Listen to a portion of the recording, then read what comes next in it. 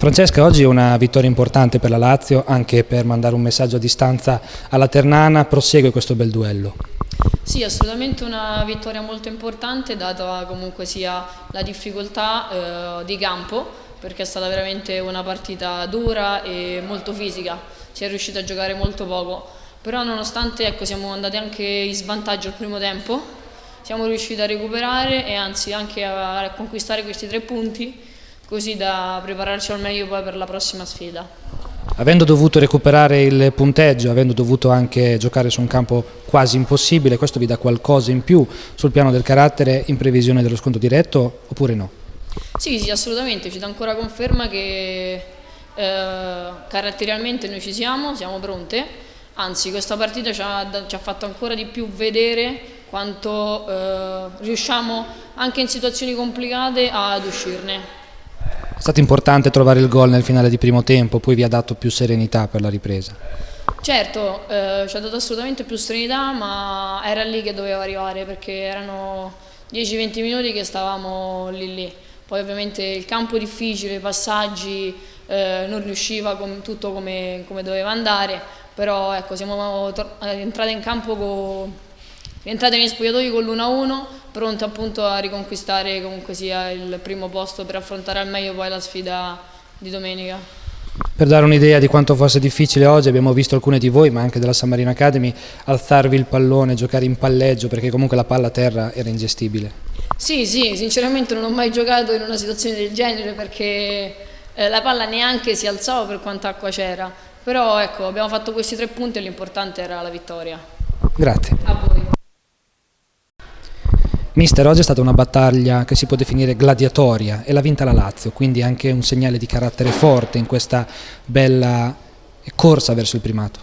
Sì, è stata una partita veramente, diciamo, più che a pallanuoto che calcio, perché è stata una partita dove non si è giocato assolutamente, non era possibile giocare, partita determinata da episodi, soprattutto il nostro svantaggio insomma su una palla che è rimasta impantanata nell'acqua e loro ne hanno approfittato. Poi non era facile riuscire a trovare il gol del pareggio, la squadra ci ha creduto e il secondo tempo è arrivata la vittoria su un piazzato, insomma era l'unico modo per far gol.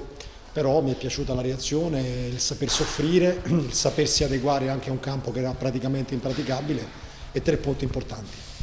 Forse la Lazio ha impiegato un po' ad adattarsi alle condizioni di gioco, a capire che non era una partita di qualità ma più di garra, però nel complesso le è piaciuta l'interpretazione?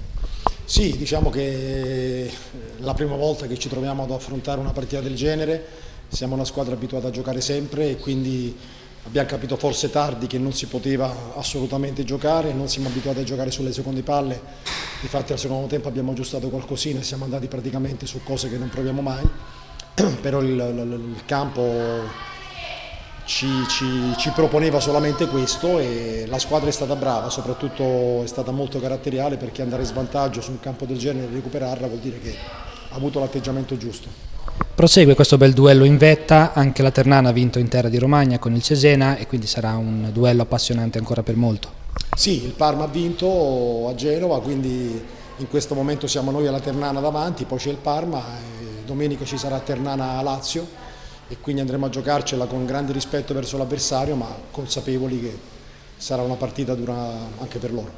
Grazie. Grazie a voi. Mister, non è arrivato il risultato, però la San Marino Academy ha dimostrato di sapere gestire queste situazioni estreme. Si può dire che abbia anche approcciato meglio la partita? Sì, cosa si può dire alle ragazze nella partita di oggi?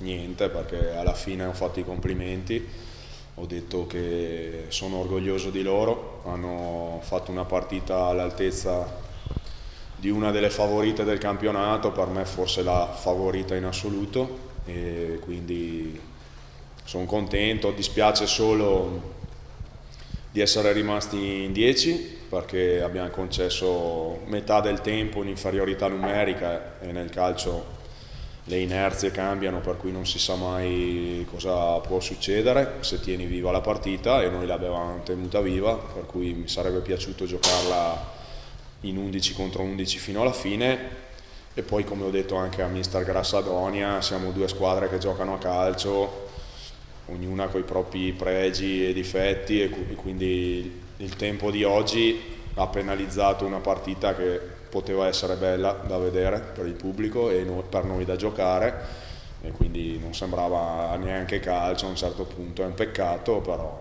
sono lo stesso soddisfatto per quanto proposto e visto. C'è stata anche una situazione in cui l'Academy ha sfiorato davvero il 2-0, poteva cambiare la partita lì, anche perché la Lazio in quel momento sembrava un po' soffrire le condizioni del campo, sei d'accordo?